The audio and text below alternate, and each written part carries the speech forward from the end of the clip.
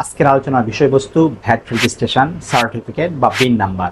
আপনি VAT registration certificate বা pin নাম্বারটা আপনি কীভাবে পাবেন, পাওয়ার উপায়টা কি? ভ্যাট মূলত ভ্যালু অ্যাডেড ট্যাক্স বা বাংলা যাকে বলে মূল্য সংযোজন কর।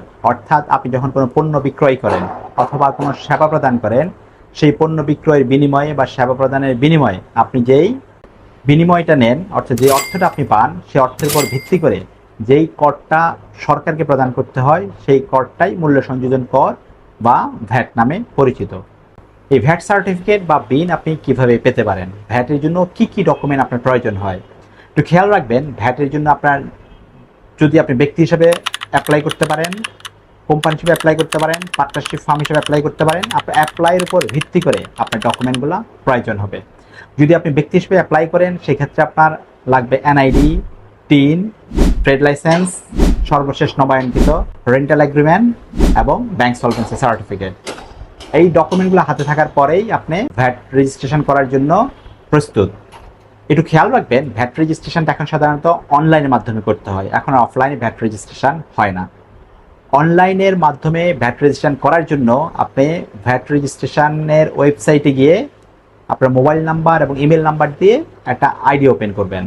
মোবাইল নাম্বার এবং ইমেল দিয়ে আপনি যখন আইডি ওপেন করবেন সেখানে আপনি লগ ইন ডিটেলস পাবেন। আপনার লগ ইন ডিটেলসে আপনার একটা ইউজার আইডি এবং একটা পাসওয়ার্ড থাকবে। সেই ইউজার আইডি এবং পাসওয়ার্ড দিয়ে আপনি লগ ইন করবেন। লগ ইন করার পরে সেখানে ভ্যাট রেজিস্ট্রেশন করার জন্য একটা অপশান পাবেন। সেই অপশানে একে একে আপনি ঘরগুলি পূর্ণ করবেন, অথবা যে যে তথ্যগুলি চাওয়া হয়েছে সেই যে তথ্যগুলি আপনি ওয়ান বাই ওয়ান দিতে থাকবেন।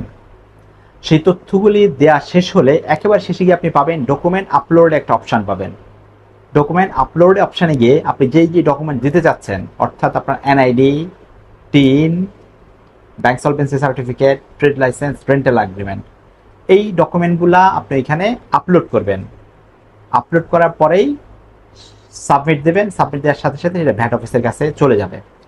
ভ্যাট অফিস আপনার সাবমিটেড আবেদনটা পাওয়ার পর তারা কিছুদিন সময় নেবেন আপনার আবেদনটা যাচাই বাছাই করার জন্য।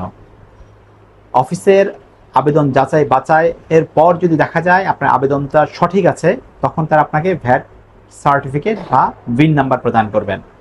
সেই ভ্যাট সার্টিফিকেট বা বিন নাম্বারটাও চলে যাবে আপনার ইমেইলে।